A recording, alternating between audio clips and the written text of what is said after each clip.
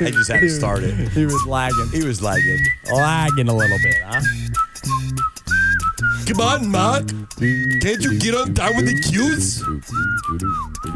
Well, I don't know. I don't know what he's waiting for, I know, but, he's taking a little much time. All right. Come on, Rocky. Good morning, Las Just Vegas. hold on, Rocky. Apparently, this is the wrong show. How's everybody doing this morning? Thank you for joining us here on Real Estate Live with the Real Estate Guys. Let's thank our sponsors really quickly and get on into business here. Fidelity National Title, always taking care of all of our clients on the title and escrow side of things, making sure you get your clean title and anything you need and handling the transaction and dispersing those funds and making sure everything's Because there's smooth. nothing more than we don't like, Jacob, is dirty title. Dirty title. We don't want none of that. None of those liens, none of that cloudy crap. That should be, That should be like their slogan. Fidelity Title. We're not dirty, we're clean. I don't know if that was Fidelity Title.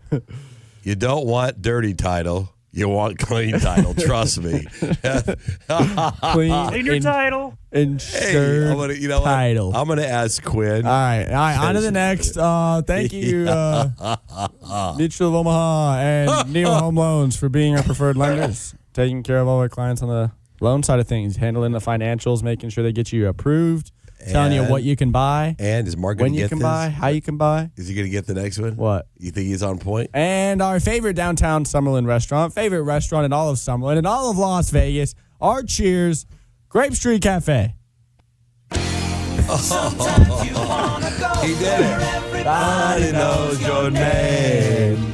What up, John McKibben? And they're always glad you came. What up, Cash?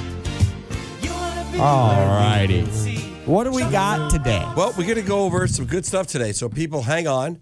We're going to go over some real estate stats like always. We're going to have a few houses of the week. I think the next segment, we're going to just get right into that, just to take care of it. All right. Because the other stations come aboard.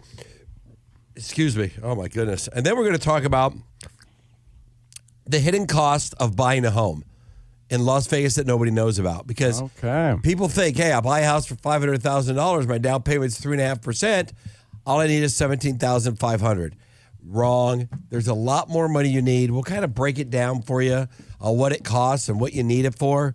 And then maybe we'll introduce you to BuyBank that will take care of a lot of those costs. That will help you out. If you go to mybuybank.com, you could register, get money. It's from the real estate guy. No one else has it in town. They're going to give you some money right away to help you purchase a home. So we're going to talk about that stuff. Jacob.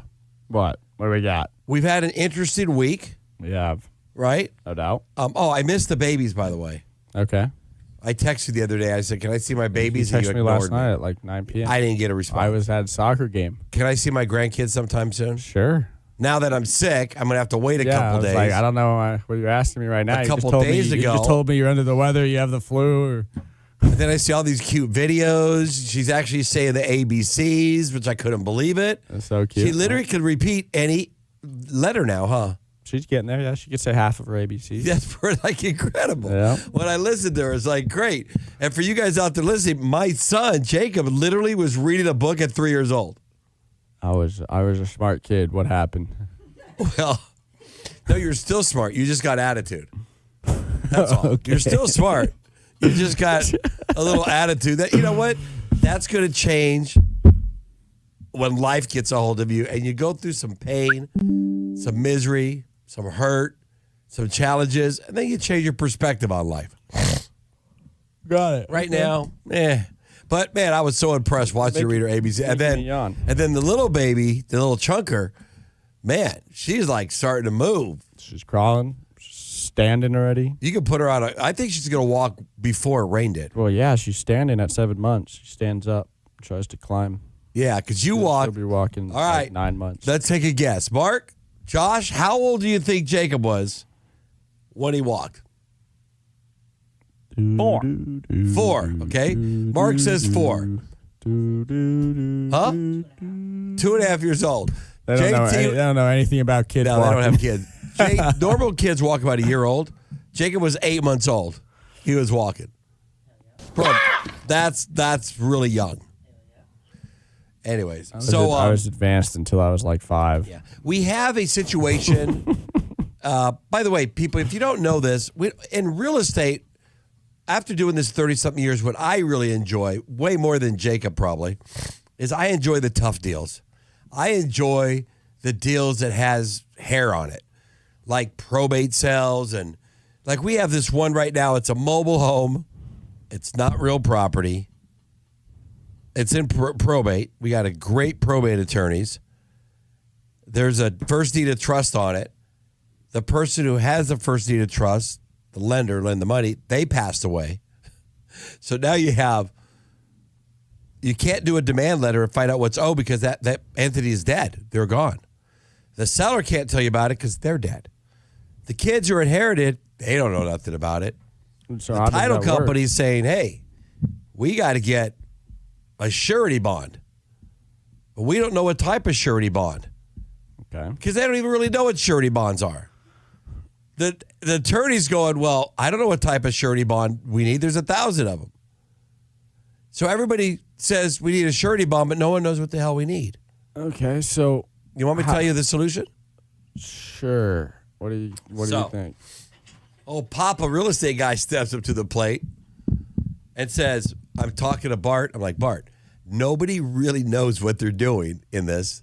They need someone with confidence to step up and say what the hell's going on.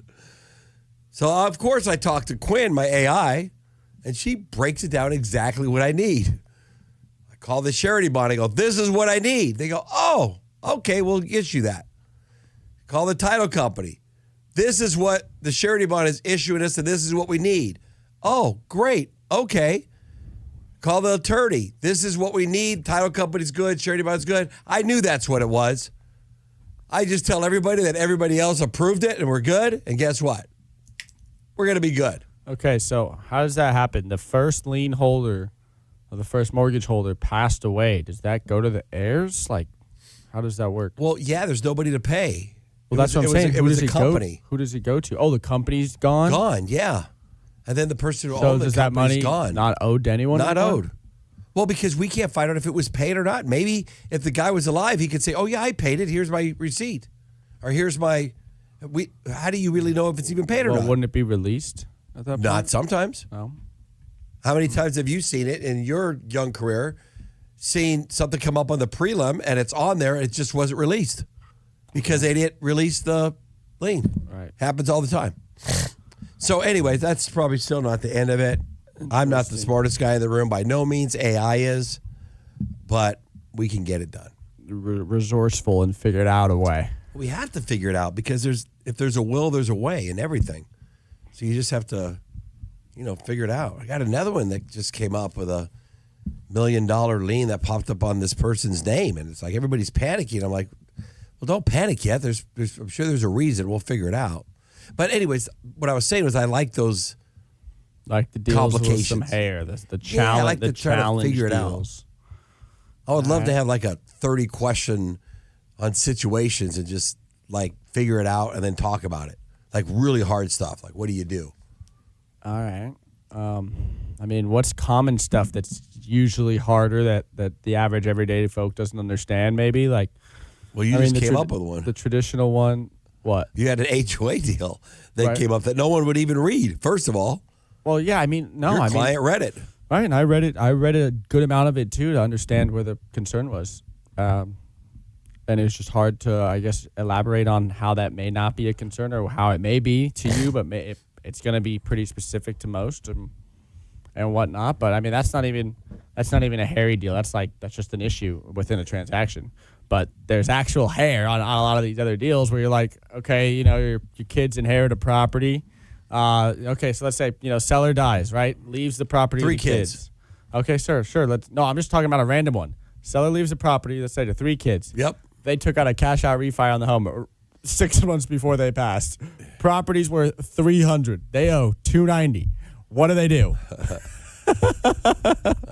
What do they do? And the 3 kids are fighting over who gets the money when there ain't no money. No, but what do they do? Just let the property go? Do they You just let it go. They milk out the You let it rental go. if there's a renter in there? You just let it go. You do the right thing and let it go. That's when you do the right thing and just say, they're dead.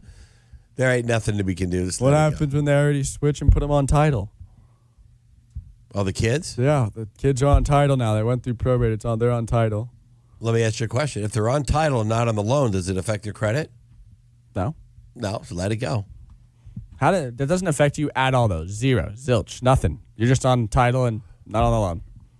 Are you No asking effect. or are you telling me? I'm asking. Like, no effect at all, right? That's a good question. I would say. I'm curious about that. I've seen I it would happen a say few no. times. I've seen it happen Let a me few just times. ask. You keep talking. I've seen it happen a few times, right, where somebody gets on title and they're not on the loan. And then all of a sudden the property is getting foreclosed on. And, I hope that doesn't have any effect. And from what I've heard over the years, it does not. But Let me check that. I'm curious if it does, if there is a way. Like, it doesn't go on your credit report because it's not a loan that you pay on or that you are as a signer on, I guess. But Right. Okay. Here's the gist. If the kids are on title but not you just messed it up. You messed it up. wait, She was there- giving an answer. Oh, what did I do? Oh, no. Wait, she'll tell me. Wait. All right. Quinn, I didn't hear you. Say it again. What's the answer? Let's see. What does AI Yeah, one sec, just got? pulling them together. What? All right, the short version, usually the kids' credit won't get hit if they never sign the loan. But the foreclosure will still take the house because the lien is secured by the property itself, not just the people. So they lose their ownership interest, even if they don't have personal liability. Yeah, but it So, doesn't no affect their crediting. credit. Yeah, no crediting. Right. But you can lose the house. Yeah, big deal. All right, that's fine. So what? Not a worry. But there's no issues. no equity. What do you care about issues in the that? future with buying And I power knew that or answer, but you purchasing made me like power think about it for in a the minute. in the long run. But it's just still an interesting scenario. Like, you're getting foreclosed on, but there's no issue. So what are you saying? Every property you buy, you should just buy subject to somehow and never put your name on, Yeah, I on the think loan? you should buy as many of those as possible. Because it doesn't matter at the end of the day. Well, Right. Let me. If the payment is the same as the rent or pretty close, and you can just acquire homes subject to, I'd get as many as you can. Right. So, but what is there something? I guess there's probably something in those subject to agreements that protects the loan holder, allows them to Well, go they after. can foreclose on you, get the house back, but if the guy's not letting it go, because there's no equity, or why would he let it go? Right. So you can just acquire a bunch of subject to properties and just collect as much rent as possible for as long as possible, and then let them all get foreclosed on. Well, you wouldn't if there's equity, of course. Obviously, it sounds like this too. That sounds a little tricky there. We don't like that. No. Sounds a little hairy. I'm sure there's people out there doing that right now. It's highly possible, maybe probable. I had a house listed for $600. We got an offer at $590. The seller refused it. She refused it. Okay. So now you're gonna get an offer at $585. No, and now she's thinking about renting it. I can't. I don't know what to do. It's so frustrating. She wanted list price at $600 in this market, even Yeah. if it was worth $600. Yeah. Yeah, That's not even worth $600. that's tough. I just don't know what to do. That's tough. Anyways, let's take a break, You Ken. let her rent it. Move on. When we take a break, we're going to get right into the couple houses of the week. And you can talk about market stats right off the bat. Then we'll get into this buyer stuff. All right, we're out. Let's go. All right. Making it sound double. Like, it sounds like a horrible echo and like he's not playing it correctly. You're whistling it on the background over there. Like, Hey, welcome, you old farts. They're all back. All right. Hey, thanks, Fidelity Title. Thanks, Neo Home Loans. Thanks, Mutual of Omaha. And tell me, Josh, what is it? Grape Street Cafe. Sometimes you wanna go where everybody knows your name. All right, enough of that stuff, Mark. Let's get rid of that. All right, all the old farts, including myself, are in. All you Social Security, Medicare people, we're all in. Just, I'm part of you. It's me. It's not fun when you get older. You get grouchier. You even get pissed off. I actually got a text from somebody that goes, I don't like how you make fun of us old people. I'm like, shut up. We're all old. We're all going to get there. We're dying. We're going to be there before you know it. Relax. Have some humor about it. What do you think, Jake? Sure, why not? I'm not old enough to speak about old people, so Yeah, I can't. don't wanna get in trouble. That's probably the only good thing about getting old. Mark, Josh, Jacob, Jerome, Felicia. The only thing nice about is that you can talk about us, everybody, because we're all old. We're getting old. We do funny things. Yep, that's what we do. Anyways, Jacob, let's get to the houses of the week. Fire away, kid. I'll get the market stats first, and then we'll get to houses. 702-310-6683. 702-310-MOVE. All right, if you listen to my spiel roughly on numbers here, this makes sense to you. If not, you have no idea, but I'm going to explain it. 10,835 homes on the market right now. Again, that's actually slightly down week to week. I did say we're going to, trend upwards for pretty much the rest of the year. It will be a slower trend, and again, this happens week to week where we go up and down a little bit before we keep going up. But I highly expect us to be past 11,000 homes on the market by the end of August at least. And then I think we're going to hover between like 11,500 and 12,000 towards the end of the year. I would assume maybe we don't get that high, but based on the lack of sales we'll have, and it really just depends on if people withdraw their homes off the market during the holiday season, because we do know the real estate market and the seasonality of everything slows down. I don't know a single city or state where the real estate market does well in the months of, October, November, December, or November, December, January, depending on how you look at it. So we'll continue to see a slowdown on sales and a small increase in inventory till the year ends at this point. Sales wise, week to week, we are pretty steady, but we did drop a little bit here. Nothing crazy, but we're sitting at 2,565 sales the last 30 days. A little bit of a drop, not much. But again, it's the peak of this year at about 2,900 sales. Never got a 3,000 sale month this year, which we really were counting on and expecting until the war started in March. I think we're on track to hit 3,000 plus sales in either March or for sure in April if, things didn't hit the bed. And if you're paying attention to the Fed meetings and how that goes on, our most recent Fed meeting, we had 9 vote in favor of keeping the rates the same and 3 dissenting and voting to increase rates. So I'm pretty sure by the end of the year, we are going to see a rate increase. It's really tough news because most people were saying we're going to see some rate decreases this year as well as us. I will be the first to say I was wrong. But then again, we did not predict a war was going to happen. And we do say all the time, even the housing market's doing good. Unless something crazy happens or we go to war or bombs start dropping or aliens start coming in, we're usually going to head on the trend we're going down. But something eventually happens and changes that trend. This happened, this trend changed because of war. Right? It raised oil prices, raised inflation. Now they're trying to get inflation under control. Hopefully they do so by the end of the year, and we can have the year we're supposed to have this year, next year. We keep saying it's going to be next year, and get back to 4 to 6% appreciation. I mean, it has to eventually, because from 2022, right? From 2022, we've gone a little up, down, a little up, down, a little up, down, a little up, down. Like, realistically, there's been, no appreciation since 2022. I mean, it's sad to say, but there are homes I list for people now that are the same exact value they were at 2022. Or there's homes that we're listing that were bought in 2024 that are less than what they were in 2024. You know how many of my real estate colleagues that are so-called experts that have been doing this 30 years like me have talked about the market over the last 3 years and what's going to happen with the rates and market? Everybody's been wrong. You're all wrong. I don't think there's been every one of you. You're wrong. That's been right over here. They're all wrong. What was that? His foot in the camera? That's nice. Yeah, maybe you should move your feet out of the camera view there over there. We record the show, and this man's got his foot up right in front of the camera. I'm relaxing right now. I'm kind of under the weather. But no, it's funny to hear, though. It's funny to hear, I'm not going to name them because they all get Well, it's everybody. bitter. I mean, There's not many people that have been right year to year. We don't have a crystal ball. At the end of the day, we can only predict really a few months out. If anybody's telling you what's going to happen next year, for sure, without a doubt, it's a guesstimation at best, right? It's taking the data we see and guessing that the main stuff going on isn't going to change, that the main geopolitics or that the main rate changes. We could have both swore the rates were going to be at 5%. No, I 100% thought the rates were coming down this year, and they were coming down this year without a doubt for a week until a war started, right? And the war caused our oil to greatly increase in price, and it caused a lot of fear out in the world. Half the U.S. thinks the world's ending. The other half is not happy, but maybe they think it's necessary. Who knows?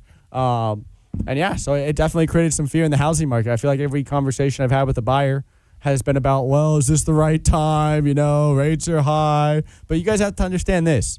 We can only stagnate on prices for so long, or stagnate or decrease on prices for so long until something changes. I'm not saying we're at the bottom. I'm not even saying the bottom will be the end of this year potentially, even though I think it most likely will be the end of this year, and we'll head up again next year.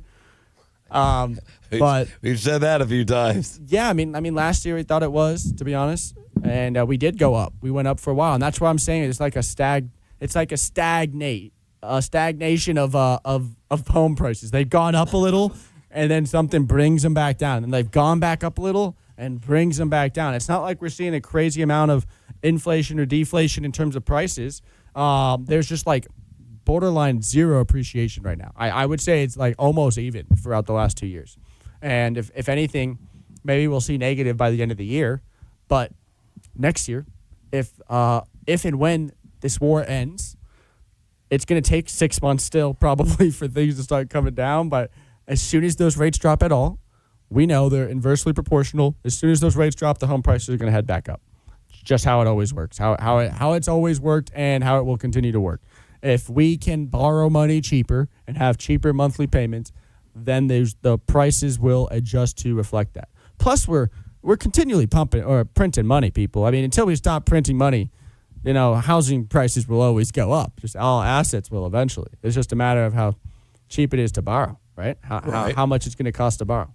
At the end of the day, you're qualifying for a monthly payment, not a purchase price. You are qualifying for a monthly payment when you go to buy a house.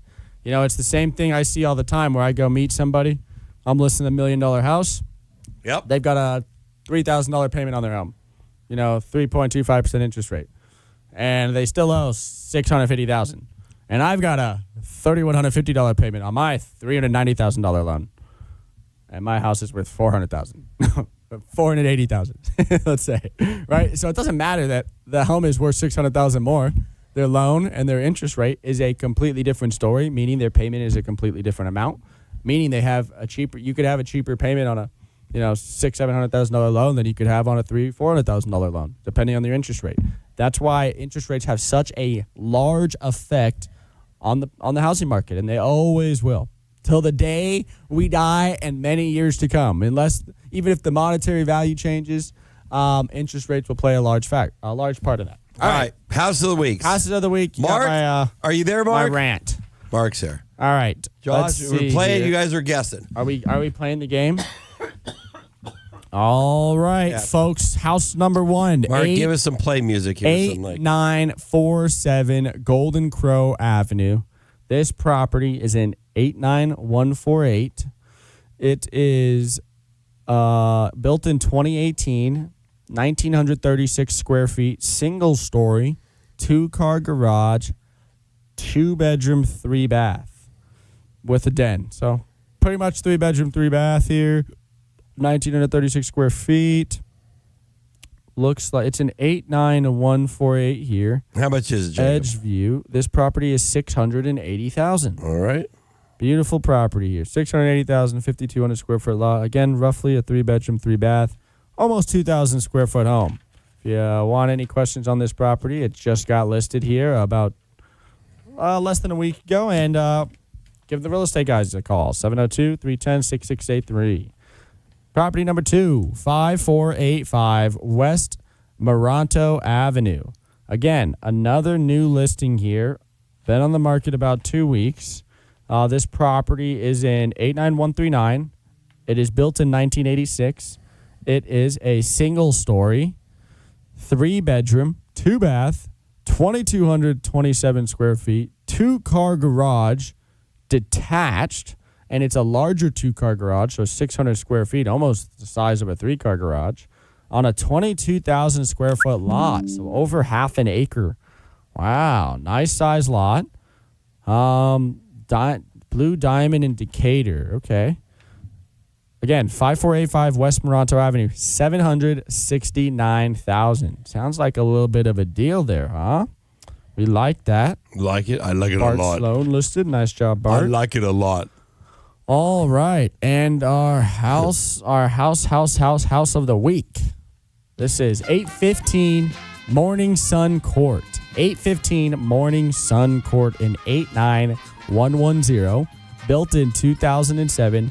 This property is a 2-story, 4,400 square foot, 3-car attached garage that is in a 1,000 square foot garage on a 22,000 square foot lot, 4-bedroom, 5-bath. This house is a chonker. $1 million. For $1 million, you can get this beautiful house. It's backed up right next to backs up to the Mormon Temple there on Hollywood Boulevard, all the way on Bonanza and Hollywood down there on the east side. Beautiful property. I mean, beautiful. And, right in the backyard after you get the beautiful view of the pool, you have the gorgeous view of the Mormon Temple. I mean, it's just a beautiful property, and it's a great location for the area over there. I will say it's tucked in a nice spot, and what you have behind you is solid, right? You're not dealing with neighbors behind you. You got a neighbor on the left and the right, but it's at the edge of a cul-de-sac as well. And just a beautiful, beautiful property with a ton of potential, I will say. So, again, if you're interested in any of these properties, 702-310-6683. That's 702-310-MOVE. Call the real estate guy for any questions, concerns, or if you want to see these properties. Maybe you got a friend or family member that wants to buy. You know who to call. All right. With that, let's take a break real quick. And when we get back, we'll get back into some more good stuff for you. We'll see you guys in 2 minutes. All righty, folks, we're back, and we are going to jump right into things. We don't got too much time here with you, so we're going to go into the hidden costs of buying a home in Las Vegas that nobody warns you about. Again, you make the move. You've been looking at Zillow for 6 months. You're ready to buy a home. First thing most people do is they call a realtor, or they start calling around, or they call the real estate guys and go, hey, I'm ready to buy a house. What do I do? Okay. Most people skip the first step, right? I mean, getting a realtor is a great thing. But the first step in buying a home is what? You should meet with the lender. Meeting with the lender, right? You meet with one of the best lenders in town, Mutual of Omaha, Dustin DeHart, or Sheila Merrill with Neil Home Loans, and you get pre-approved, right? You get a pre-qual and you get pre-approved. So that's going to tell you, hey, this is how much you can afford. This is going to be your monthly payment. This is going to be your purchase price. Go now and start shopping. Well, what they should do first, in all honesty, what? Is you should go to BuyBank.com. Okay. Right, Josh? Even if you're considering buying a house 5 years down the road, I mean, you should go to your phone, MyBuyBank.com, and register your name, email, phone number, how much you pay for rent or mortgage, and when your lease is up. It gives you $2,000 up front and starts giving you 10% of your rent or mortgage payment every single month.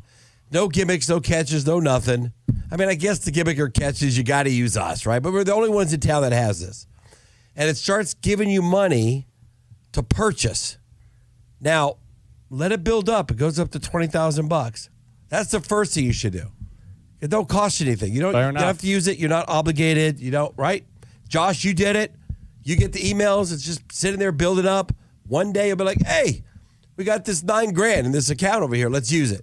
That's the first thing you should do. Guaranteed. Then money. Go ahead. All right, then you speak with the lender. You get pre-approved, right? Because most realtors out there, we're a little bit different, but most people out there don't want to show houses to someone that's not pre-approved. We'll take you, but we got to get you going. We got to get you on the path, right? That shows waste anybody's time. That shows you can actually qualify to buy a house that you're looking at, right? It doesn't matter what you make. Doesn't matter what you think you make or unless you got the cash to buy it, you need a pre-approval. Go figure it out. Have your taxes done, blah, blah, blah. You figure that out with the lender, right?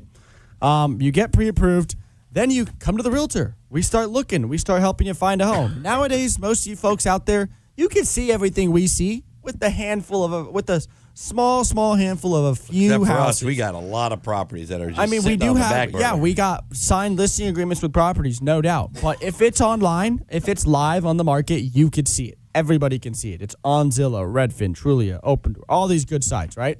But if it's, if we just got paperwork signed and it's not on the market for another 30 days, well, there's going to be 20 or 30 of those we got in our back pocket at all time. I would. And go we got on permission from the seller not Right. to list it right away. They Right. don't want us to list it right away. Yeah, because we're So doing you brokers out work. there don't turn us in and go, Right. hey, We're doing work on the hey, property. they're putting signs in the yard. It's not listed. We're getting stuff. We're getting stuff Relax. done. We're meeting the seller's deadline. Relax, we don't, you haters. We don't pick the deadline. We can Yeah, have your boy. house listed in 5 days if we need to. File a complaint on somebody who cares already. Yeah, but anyways, enough of Tired that. of Okay, them. so now we get All you right. the home. We find Yeah. you the house of your dreams or the starter home for you and your family to raise some kids. Right. Start having kids or maybe to get your dogs and your cats and have a bigger size space for you.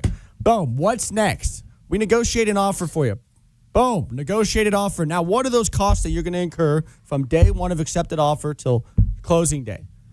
On day 1 to 3 of the offer being accepted, you're going to have an earnest money deposit.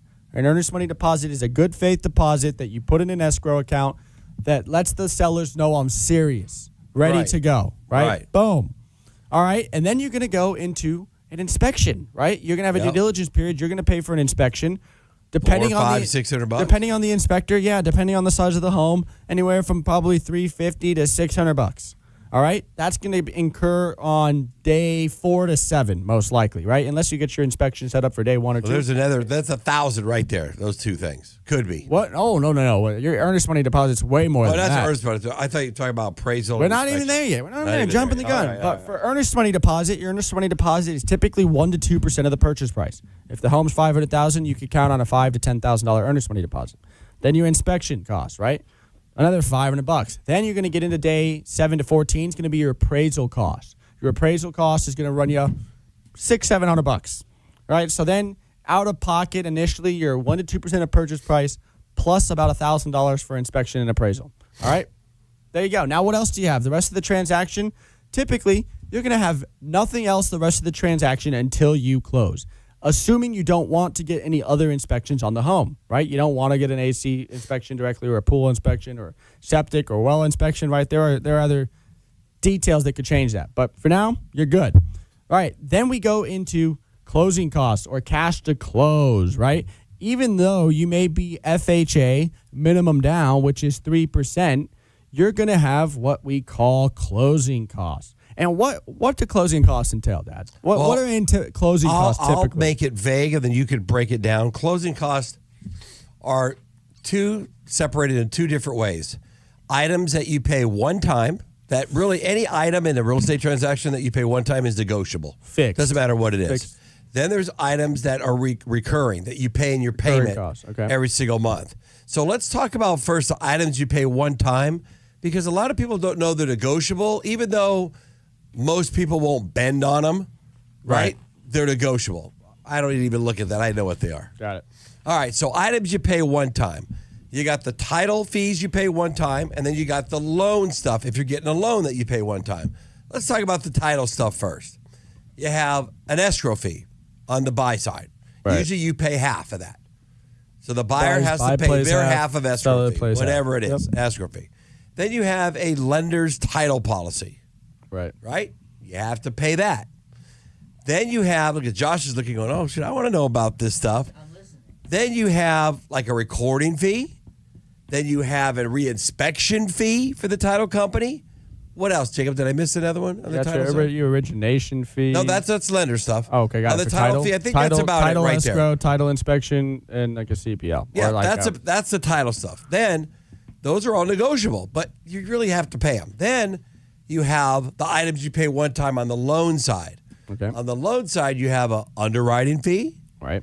You have a processing fee. Right. You may have a loan origination fee, which is about 0.5% to 1%. Then you have on the loan side, you might have, I think that's it, right? Underwriting, processing, and loan origination fee. Yep. That's the stuff that's negotiable. On the loan side, it's really negotiable, just so you know. You could shop around. But here's the thing. You could go to a lender and get those fees waived, but the rate might be a little higher. You might go to they're getting paid one way. They're going to get paid one way. They're going to find a way. Right now, these are the fees on the buy side that you can't negotiate, and you don't even have to worry about them because they're items that you pay in your mortgage every single month. You have your principal Prepaid costs. that goes down and lowers your balance. You got the interest. Well, that's determined by your interest rate. You got taxes. you have insurance, and you have HOA and special assessments if you have them. Right. Sorry, guys, you got to pay those. It's in your payment every single month. No negotiating. Last time I learned that I saw nobody's went down to the taxation department, went down to Ken Diaz or the assessor's office. And negotiated those taxes. Negotiated, yeah. We just had him on the show last week. That ain't going to happen. Okay, so roughly speaking, if you were closing on a $500,000 house, you're going to have about $15,500. $15,500 in closing costs. Listen, people, 15 G-bombs. Yeah, so you're 3% roughly in closing costs when you buy a home. You're at 500,000 minimum. You're at 32 G-bombs.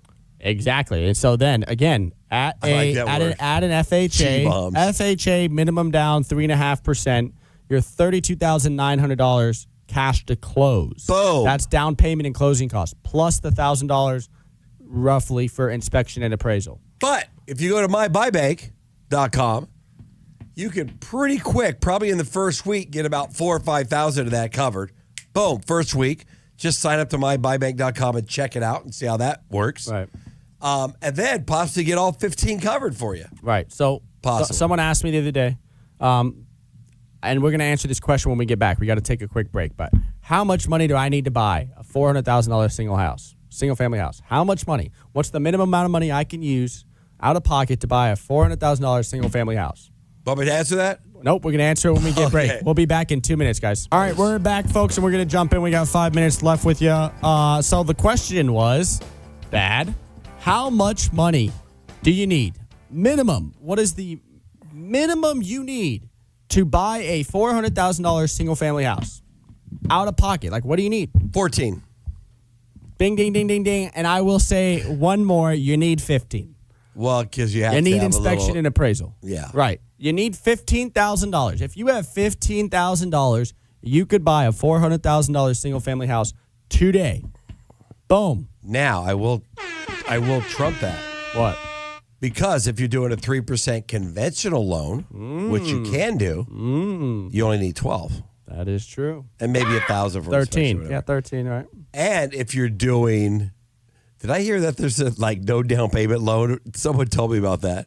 I mean, I know there's like Home is Possible. Oh my God. Oh There's yeah, wait, Home is Possible. If you do Home is Possible, they give you the money for the down payment. Right. So now you need zero. Yeah. I mean, now You're still going to need a couple grand for some You're stuff. going to need $1,000. Yeah, if you can get a down payment covered for you completely, and we can negotiate full closing costs on a home, you need $1,000 for an appraisal and an inspection, and you're good. Yeah. I mean, and then you're going to need earnest money to put into escrow. Yeah, and they want you to have like a month or two of reserves in the bank for payments. So you do need a little money, but I guess the point we're trying to make is if you got a little bit of money, just a little, and you have a job and not much debt, and find out. Call us up and find out. Right. How much money you make fully doesn't even matter. It's really how much debt do you have, too, with that income. I mean, just about everybody makes 60, 70, 80,000 a year now. Pretty close, right? It's like $25 an hour. I mean, yeah, I was at Panda Express, and they're like $21 Starbucks an hour. is 25. That's 50. $30 an hour for me. I mean, right? Even Mark, our producer, he's making 65, 70. He's making something. Why does he keep doing that? I mean, even us, Jacob. Even us. They pay us minimum wage to sit here. Here, just a few bucks. I think we pay them minimum wage so we can sit here. Actually, I know. Someone told me the other day. So we can sit here. I was at I was at my house and the bug guy came over, right? Okay. The bug guy goes, man, I didn't really notice that you're Aaron Taylor. I saw the name, but I put two and two together. You're Aaron Taylor, the real estate guy. And I'm like, yeah, he was all excited to meet me. I'm like, bro, I get it's so cool when people are excited to meet me, but he goes, man, I'm doing a celebrity's house. And I said, brother, let me get you down to earth here. I go, first of all, I pay for people to know who I am. The real estate guy. Thank you. Other people get paid and they know who you are. I'm not a celebrity by no means. And he goes, well, now that you put it that way, but I'm still excited to spray your house. I'm like, okay, cool.